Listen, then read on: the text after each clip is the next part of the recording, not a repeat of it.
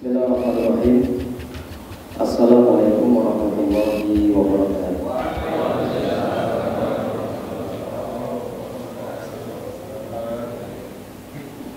Alhamdulillah, nahmaduhu wa nasta'inuhu wa nasta'dinuhu wa nastaghfiruh wa na'udzu billahi min shururi anfusina wa min sayyiati a'malina. May yahdihillahu fala mudilla lahu wa may yudlil falan tajida lahu waliyyan mursyida. Alhamdulillahi hamdan katsiran tayyiban mubarakan fihi.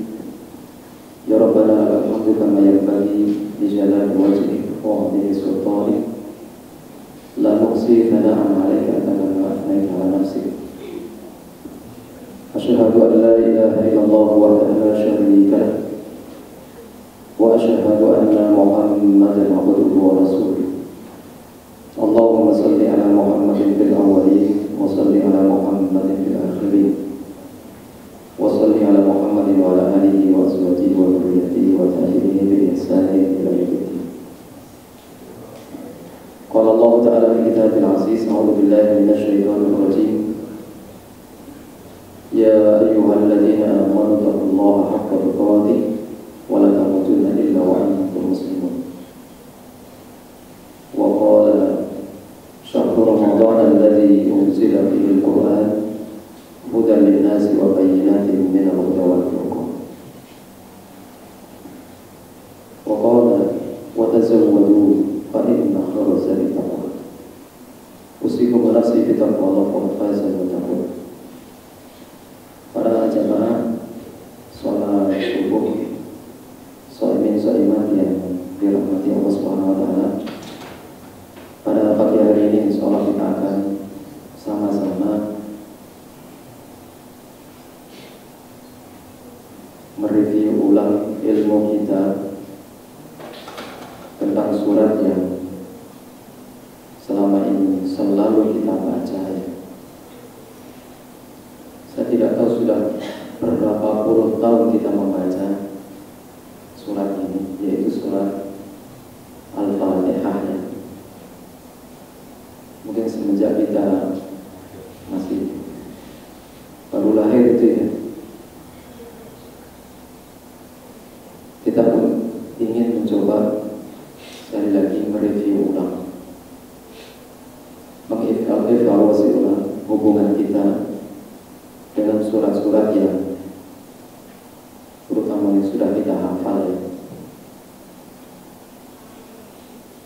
Ada satu ayat yang atau dua ayat. Dengan ayat ini mungkin menjadi alasan untuk kita mencoba memastikan bahwasanya kita tidak termasuk ayat ini, yaitu ketika Allah berfirman, a'udzubillahi minasyaitonir rajim, qul huwa naba'un 'adzim. Katakanlah, Quran ini adalah merupakan naba'un 'adzim. Apa naba itu?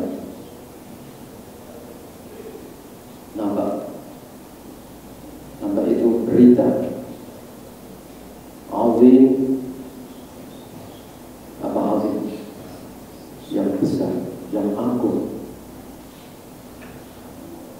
Menurut zat yang mengirim surat ini, surat yang dikirim ini berisi naba, isinya berita, isinya adalah informasi.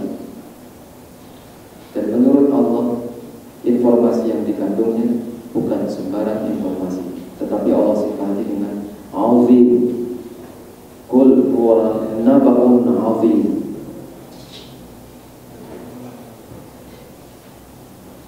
Ketika kita ingin mencoba menghormati dan memuliakan yang mengirimnya, yaitu Allah Subhanahu wa ta'ala, maka bisa kita mulai dengan memuliakan surat-surat yang dikirimnya. Kita saja manusia, kalau kita ngirim surat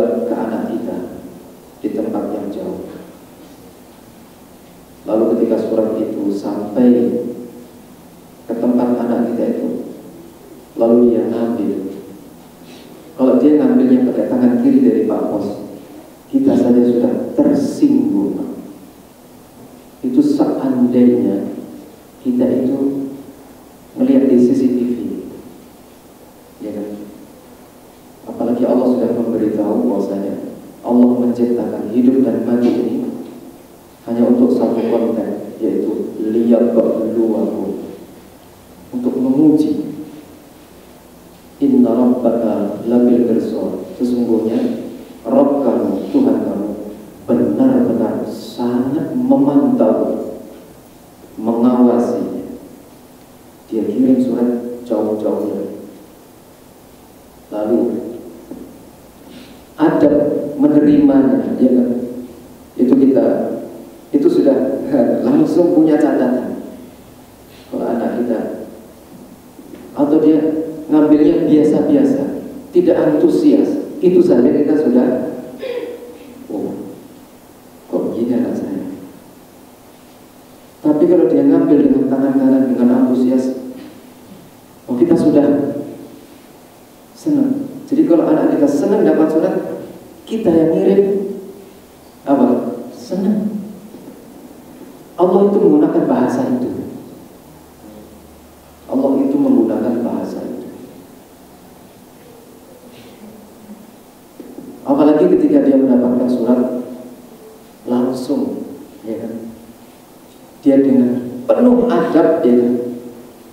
Sebelum membuka, cuci tangan dulu, cuci muka dulu. Kita melihat, memandangnya senang. Ya Allah, anak saya ini beradab sekali. Itu perbuatan anak kita itu sudah bisa mengambil hati kita.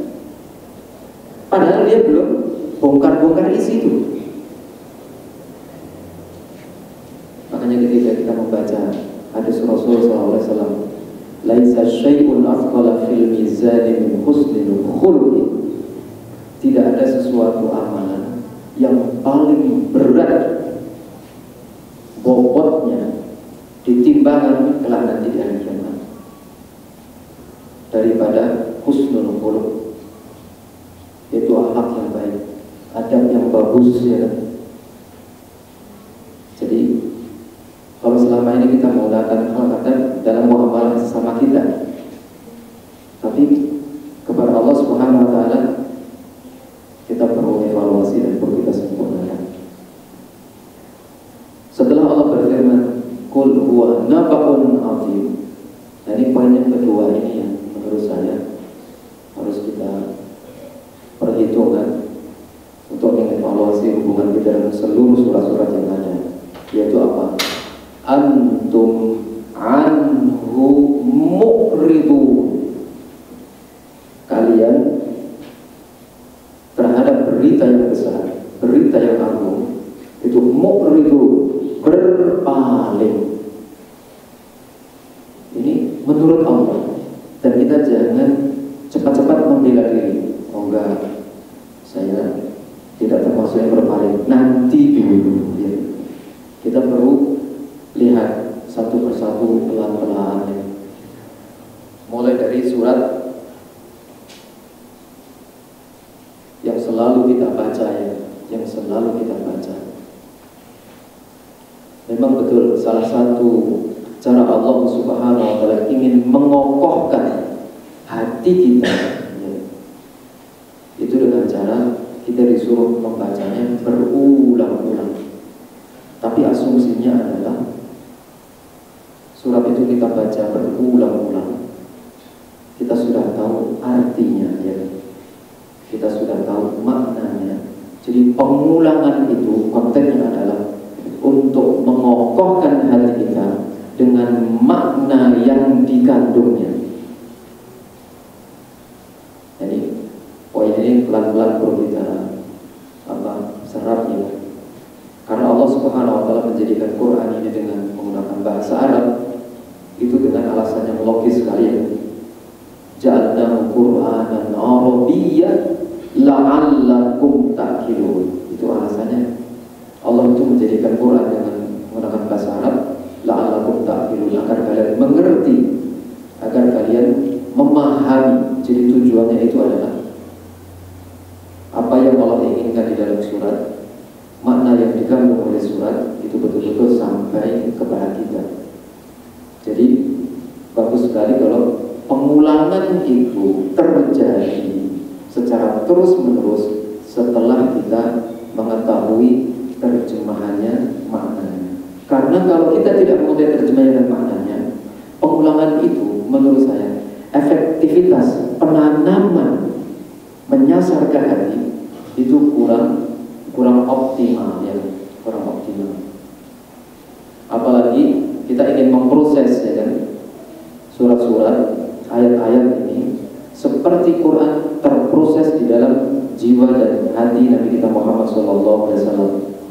Seperti diungkap dalam hadis Aisyah ketika beliau ditanya tentang bagaimana akhlak Rasul, beliau menjawab, kana khuluquhul Quran.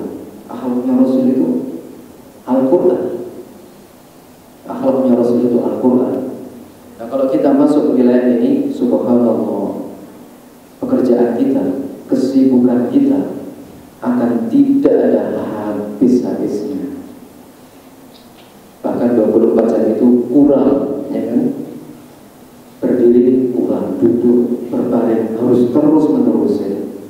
Kenapa? Karena untuk menyempurnakan, mensyukuri nikmatnya Allah ini. Para jemaah yang dirahmati Allah Subhanahu wa Ta'ala, itu dua ayat ya, sebagai mukadimah, pemandu awal ya, dan sekaligus sebagai evaluasi yang nanti selalu ingin kita lihat.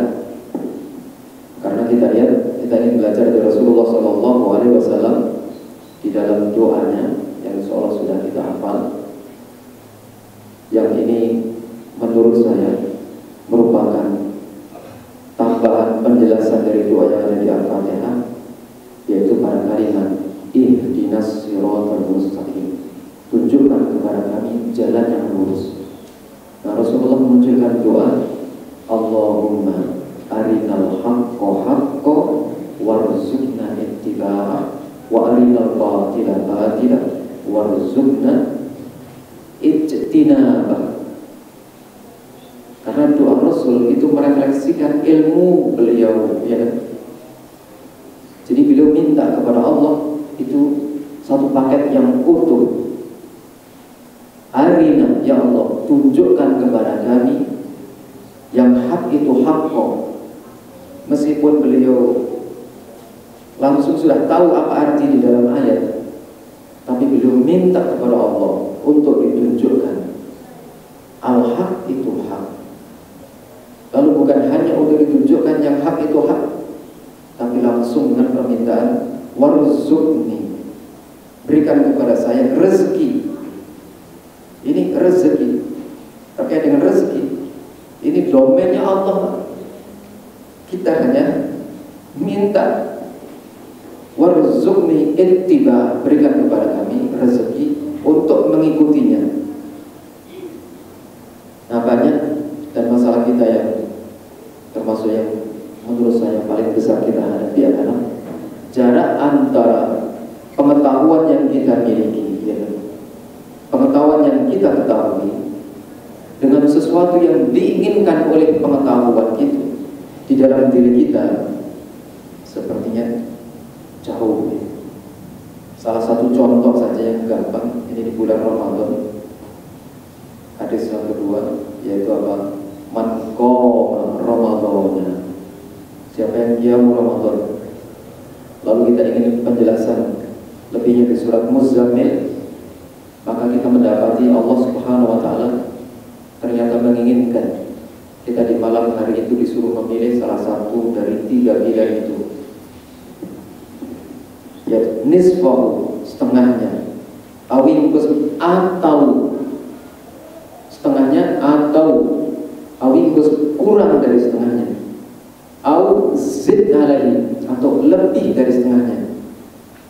Dari kalimat ini fuqaha menjelaskan 3, sepertiga, setengah, atau 2/3. Ini ilmu yang sudah kita ketahui. Tapi sekarang antara ilmu dengan realitas yang kita capai itu seperti apa? Kalau arinal haqqo, urusan kita dengan mengetahui itu 3 bait itu sudah selesai. Tapi giliran mengevaluasi, warzuqni ittiba, ya Allah berikan kepada kami rezeki untuk mengikutinya. Jadi kebanyakan di antara kita nggak pernah mengevaluasi, Pak. Padahal ya Allah itu maha kaya. Kita minta apa aja akan dikasih. Berarti apa yang terjadi dengan diri kita ya?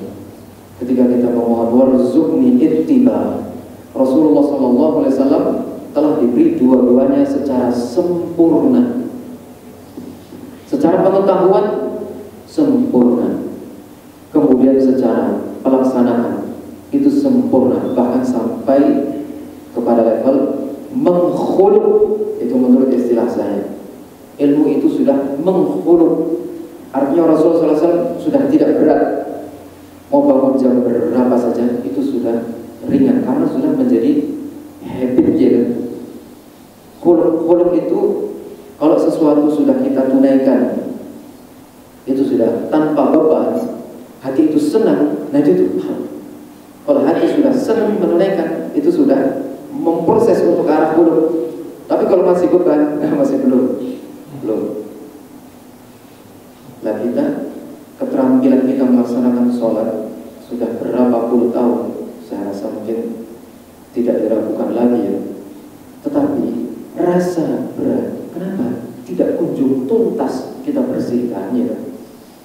Nah poin ini terkait dengan warzuqni ittiba. Kalau dari pengetahuan sudah kita capai, nah sementara taufik belum, maka pada kalimat warzuqni itu menurut saya perlu mendapatkan penekanan lebih di dalam hati kita, ya kan?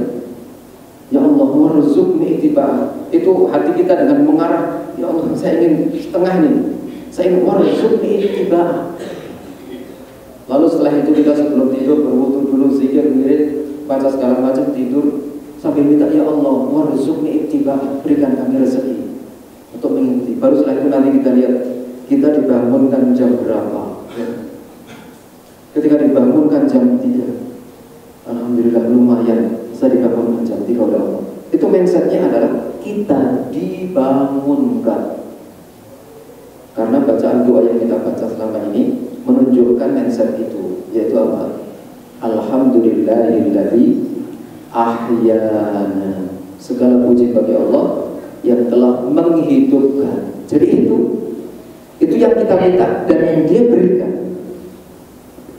Lalu ketika hati kita meminta, ya Allah ini Ramadan, saya minta dibangunkan jam sekian, oh ternyata sudah dinaikkan oleh Allah, tapi belum sampai kepada yang kita inginkan.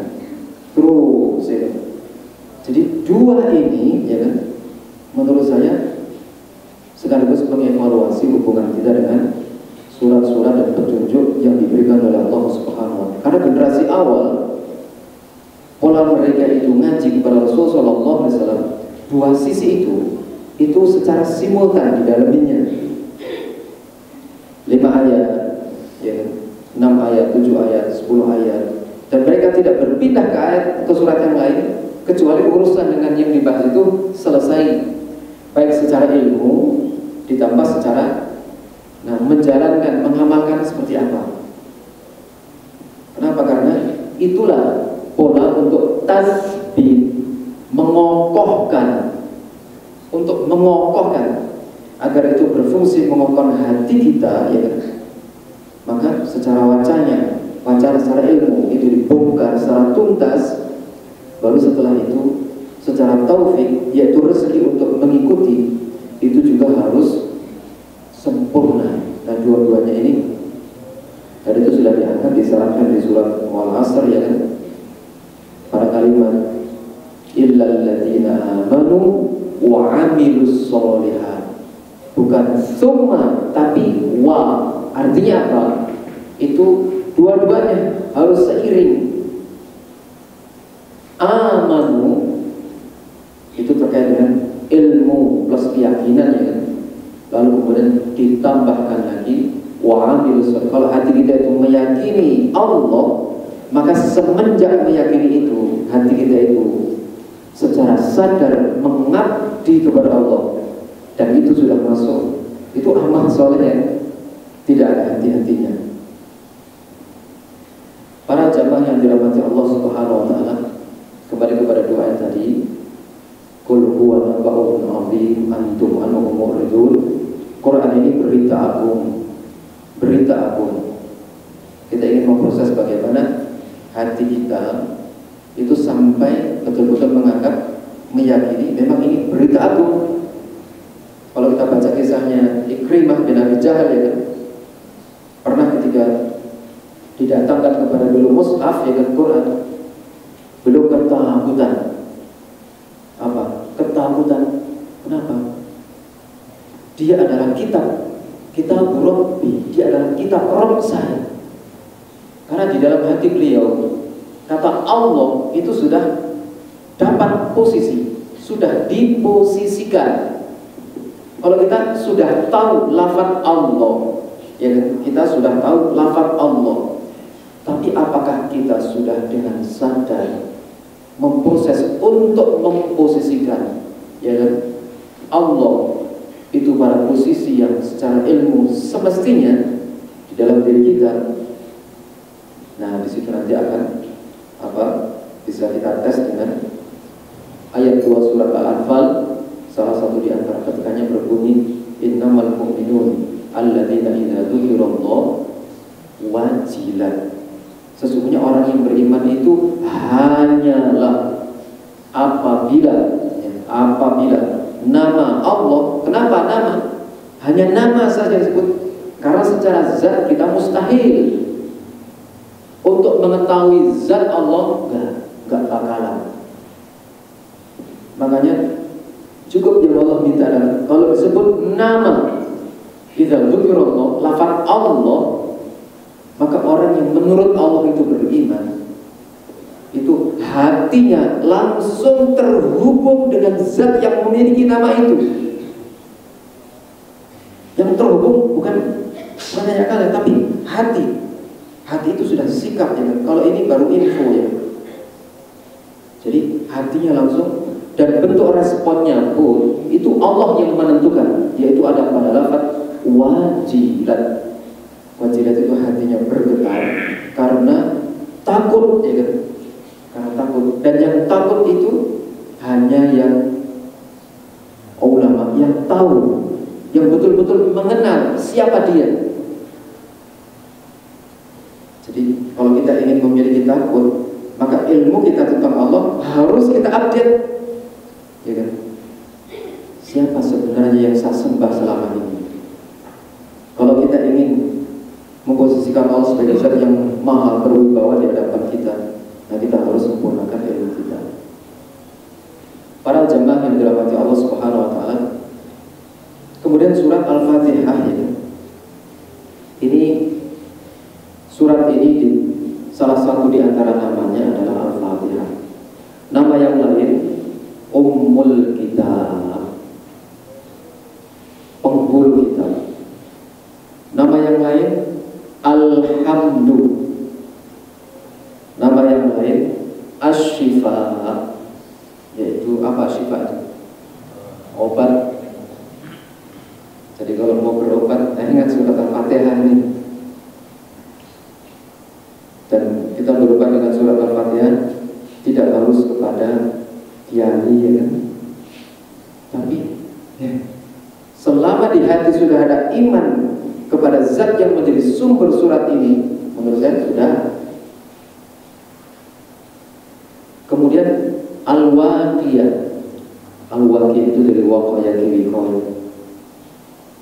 Kemudian Al-Kafiyah, kafa, cukup, ya. Ini di antara nama-nama, tapi yang selama ini sangat kita kenal satu, Al-Fatihah, ya. Di antara maknanya yaitu pembuka.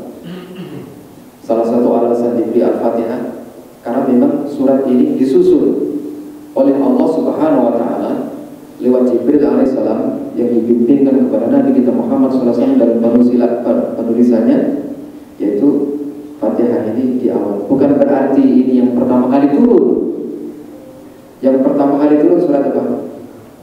Surat Al-Alaq. Dan itu hanya 5 ayat. Itu tidak diletakkan di halaman yang pertama. Jadi nampaknya Allah Subhanahu wa taala ingin tahu ilmu yang itu begini alurnya itu. Kemudian Imam Bukhari memberikan penjelasan terkait dengan sumiyat ummul kitab, dinamakan ummul kitab li'annahu yubda'u bi kitabatiha fil mashahif. Alasan beliau bahwasanya karena dalam penulisan mushaf Quran ini yang pertama kali ditulis adalah Al-Fatihah ini, maka diberi nama Ummul Kitab. Alasan yang kedua kata beliau, wa yubda'u bi qira'atiha fis shalah. Dinamakan Ummul Kitab karena surat ini pertama kali dibaca di dalam sholat kita itu sebelum baca surat yang lain. Kemudian ada satu riwayat dari Imam Ahmad dari Abu Hurairah dari Nabi kita Muhammad SAW terkait dengan Ummul Quran.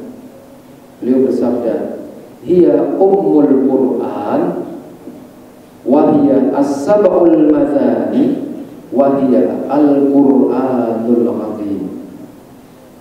Dia adalah Ummul Quran, penghulu atau pokok yang dari Quran itu di Al-Fatihah ini. Dan dia adalah Ashabul Mathani. Ashabul Mathani itu adalah 7 ayat yang diulang-ulang. Ashabul Mathani itu 7 yang diulang-ulang. Dan dia adalah Al-Quran yang agung. Jadi kita berusaha untuk, karena menurut zat yang menjadi sumber Quran ini, Quran adalah azim, maka bagaimana secara adat kita berusaha untuk mentakzim. Kenapa? Karena mentakzim kalamullah itu bagian dari mentakzim yang mengirimnya. Jadi memuliakan suratnya, kalamnya itu termasuk memuliakan yang ngirim. Makanya saya sangat tidak setuju kalau orang baca Quran lalu kemudian main serok gitu kan, diletakkan di lantai. Meskipun bisa diperdebatkan, tapi tidak usah, nggak perlu. Karena belajar dari sikapnya Nabi Musa alaihi salam ya.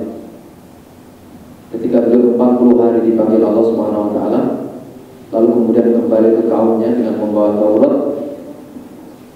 melihat kaumnya itu menyeleweng, menyimpang, langsung marah. Lalu kemudian kitab Tauratnya dilempar serok gitu Pak. Diabadikan oleh Allah Subhanahu wa taala itu perbuatan yang menurut saya kurang pantas ya. Kenapa kurang pantas? Karena kitab ini menurut saya dimuliakan habis. Bukan hanya di sini, tapi di sana, ya kan? Di sana. La yamassuhu illa al-mutahharun. Tidak bisa disentuh kecuali yang, jadi fi kitabin maknun, di dalam kitab yang maknun. Maknun itu yang masuk, yang sangat terjaga, sangat dijaga oleh Allah Subhanahu wa taala dan tidak bisa disentuh kecuali oleh yang suci, yang disucikan, yang bersih. Itu menunjukkan bahwasanya kitab ini memang dimuliakan, diagungkan ya, oleh yang memilikinya dan oleh semua makhluk yang tidak nampak di sana. Lalu ketika dikirim ke bumi oleh Allah Subhanahu wa taala, langsung diletakkan ke dalam bagian diri manusia yang paling mulia, yaitu hati Nabi kita, ya kan? Ala qalbika, yang pernah kita bahas pada pertemuan yang lalu ya. Nazala bihi ruhul amin ala qalbika, diletakkan di atas ke dalam hati Nabi, litakuna minal mundirin. Jadi gambaran bagaimana Allah memuliakan kitab yang agung. Lalu kemudian kita akan baca beberapa hadis ya, keutamaan surat Al-Fatihah. Yang pertama, an Abi Sa'id ibn al-Mu'alla radhiyallahu anhu qala kuntu usalli fada'ani Rasulullah sallallahu alaihi wasallam falam ujibhu hatta sallaitu. Qala fa'ataitu faqala ma mana'aka an ta'tiyani. Qala qultu ya Rasulullah inni kuntu usalli. Qala alam yaqulillahu ta'ala ya ayyuhalladzina amanu istajibu lillahi wa lirrasuli idza da'akum lima yuhyikum. Thumma qala la u'allimannaka a'zama suratin fil Qur'an qabla an takhruj minal masjid. Qala fa'akhadha bi yadi falamma arada an yakhruj minal masjid qultu ya Rasulullah innaka qulta la u'allimannaka a'zama suratin fil Qur'an. Qala na'am alhamdulillahi rabbil alamin hiya sab'ul mathani wal Qur'anul azim alladhi utitu.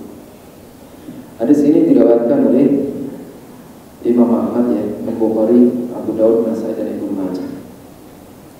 Dari Abi Sa'id Ibnu Mu'alla radhiyallahu anhu beliau berkata, "Kuntu usalli," ketika itu saya sedang sholat. Fada'ani Rasulullah sallallahu alaihi wasallam. Sepertinya mungkin sedang sholat sunnah ya, bukan sholat fardu, sedang sholat sunnah. Lalu Rasulullah SAW memanggil saya. Falam ujibhu hatta sholaitu. Tapi saya tidak menyambut seruan Rasul. Saya dipanggil, saya tidak menyambut sampai saya menyelesaikan sholat saya. Setelah selesai sholat, qala fa'ataitu, lalu aku mendatanginya. Faqala, maka Rasul berkata, ma mana'aka an ta'tiyani, apa yang menghalangi kamu untuk mendatangiku?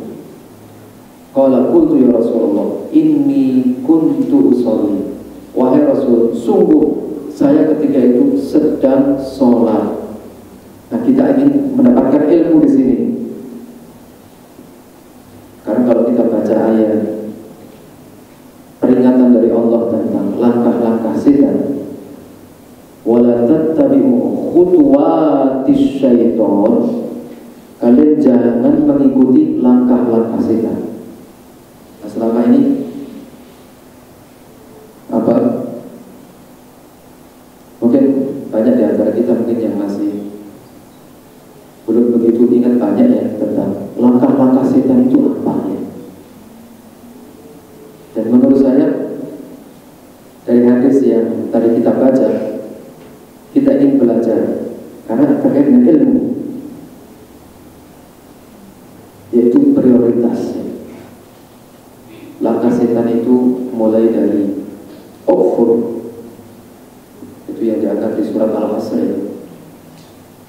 Ketika setan berkata kepada manusia ukfur, falamma kafara qala inni bari'un minka. Dia menyuruh kita untuk kafir. Kalau dia gagal lalu kita beriman, maka langkah dia yang kedua adalah silahkan sok kamu beriman, tetapi dia ingin membelokkan kita agar kita syirik.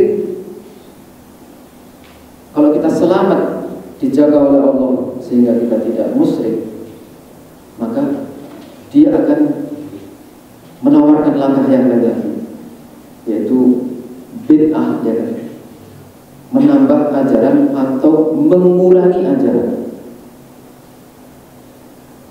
Kalau kita selamat dari gangguan godaan setan ini, maka dia akan masuk ke godaan yang lain, menawarkan kepada kita yaitu kabair, dosa-dosa besar. Kalau kita diselamatkan oleh Allah dari dosa besar, maka dia memasukkan kita, menjerumuskan kita kepada dosa-dosa kecil ya. Dan kita akan meremehkan, oh ini dosa kecil, tidak ada masalah ya. Nah, kalau cara berpikir seperti ini terus kita pakai, apa nggak jadi gunung ya kan? Nggak apa-apa kecil, terus lama-lama nauzubillah. Kalau sudah selamat dari dosa-dosa kecil, maka dia akan menjebak kita di al-intimasu bil mubahat, berlebih-lebihan dalam hal yang mubah. Jadi berlebih-lebihan. Kalau kita makan, terutama kita berpuasa, mau buka, itu susah sekali untuk tidak melanggar itu. Kenapa susah? Karena kita sendiri yang menyiapkan provokator. Coba kalau kita puasa, Senin Kemis biasa-biasa aja. Kalau puasa Senin Kemis itu sahur pakai air putih, tak komplain.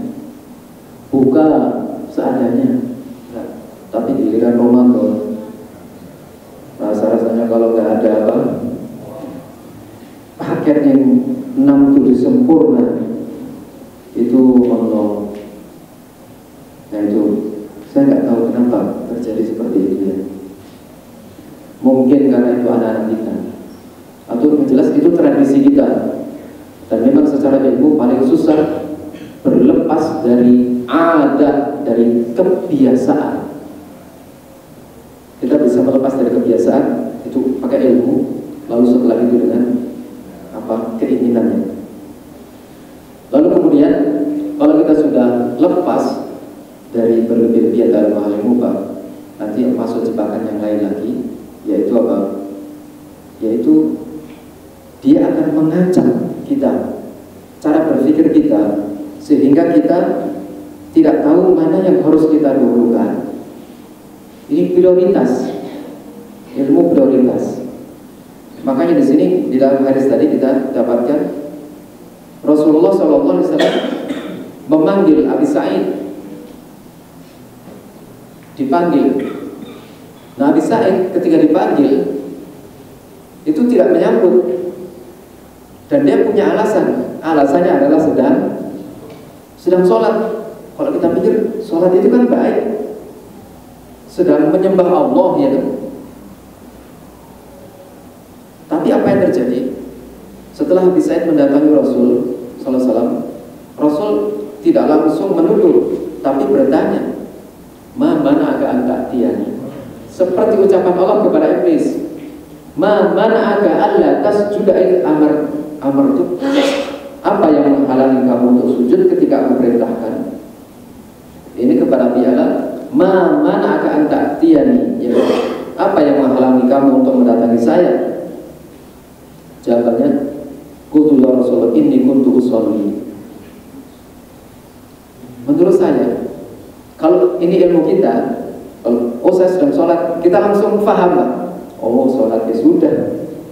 Tapi Rasul masih menyampaikan apa? Ada yang lebih baik dari sholat itu. Ada yang lebih baik dari sholat itu. Yaitu apa? Rasul alam yakulillahu, bukankah Allah sudah berkata, "Ya ayyuhalladzina amanu istajibu lillahi walir rasuli idza da'akum lima yuhyikum." Wahai orang yang beriman, sambutlah seruan Allah dan Rasul manakala Allah dan Rasul itu menyeru kalian, karena di dalam menyambut mereka itu lima yuhyikum. Jadi ada langsung hikmahnya diangkat di ayat itu, yuhyikum. Ini menghidupkan hati banget. Jadi ajaran, hanya ajaran kitab itu yang bisa menghidupkan hati, bukan yang lain-lain. Jadi dari hadis ini kegambar oleh kita, menyambut suruhan Allah, suruhan Rasul ini didahulukan daripada sholat sunnah. Tapi Rasul tidak melanjutkan di poin itu, tapi dengan ayat itu dibaca, insya Allah langsung dipahami oleh sahabatnya. Oh, nanti lain kali kalau sholat kemudian ada panggilan dari Rasul, ya sudah, sholatnya langsung disudahi, langsung disambut ya, menyambut ya. Itu kalau sholat sunnah. Tapi kalau sholat wajib, apalagi jamaah, nggak akan mungkin Rasul akan manggil orang lagi sholat wajibnya, karena itu adalah yang paling dicintai oleh Allah Subhanahu wa taala. Summa qala, kemudian beliau berkata, "La u'allimannaka a'dhama suratin fil Qur'an." Sungguh benar-benar saya akan mengajarkan kepada kamu surat yang paling agung di dalam Al-Qur'anul Karim. Surat yang paling agung di dalam Al-Qur'anul Karim. Saya nggak tahu sejauh mana responnya hati kita terhadap kalimat ini. Surat yang sudah kita hafal, karena surat ini sebenarnya sudah dihafal oleh sahabat tersebut. Sahabat itu sudah tahu, sudah hafal, dan sudah dibaca di dalam sholat. Tetapi sahabat ini belum tahu bobot. Nah, ini. Makanya mengetahui bobot nikmat ini sangat penting sekali. Untuk apa? Untuk memperbaiki sikap kita kepada nikmat tersebut. Termasuk nikmat Ramadan. Dan ini tidak terasa kita akan masuk ke 10 hari terakhir ya, puncaknya. Lalu kemudian lau allimannaka a'dhamma suratin fil Qur'an qabla an takhruj minal masjid. Saya akan mengajarkan kepada kamu surat yang paling agung sebelum engkau keluar dari masjid. Qala Rasulullah SAW, beliau berkata, sahabat ini, fa akhadha bi yadi. Lalu Rasulullah SAW memegang tanganku. Falamma arada yakhruj minal masjid. Lalu ketika Rasulullah akan keluar dari masjid, qultu ya Rasulullah, saya berkata, wahai baginda Rasul, sesungguhnya engkau berkata, sungguh aku akan mengajarkan kepada engkau surat yang paling agung di dalam Al-Quran. Rasulullah berkata, na'am, iya, alhamdulillahirabbil alamin, yaitu alhamdulillahirabbil alamin, yasabul mazani wal Qur'anal azim alladzi utituhu. Jadi 7 ayat yang diulang-ulang, dan ini merupakan Quran yang agung yang diberikan oleh Allah Subhanahu wa taala kepada saya. Nah, ini hadis yang pertama ya, yang menjelaskan salah satu keutamaan dari surat Al-Fatihah. Lalu kemudian hadis yang kedua, ini hadis Tirmidzi, Nasai dari Abu Hurairah, dari Ubay bin Ka'ab. Wa an Ubay bin Ka'ab radhiyallahu anhu anna Rasulullah sallallahu alaihi wasallam qala ma anzalallahu fit Taurat wala fil Injil mithlu ummil Qur'an wa hiya sab'ul mathani wa hiya maqsumah baini wa baina 'abdi nisfaini. Dari Ubay bin Ka'ab radhiyallahu anhu bahwa Rasul sallallahu alaihi wasallam bersabda,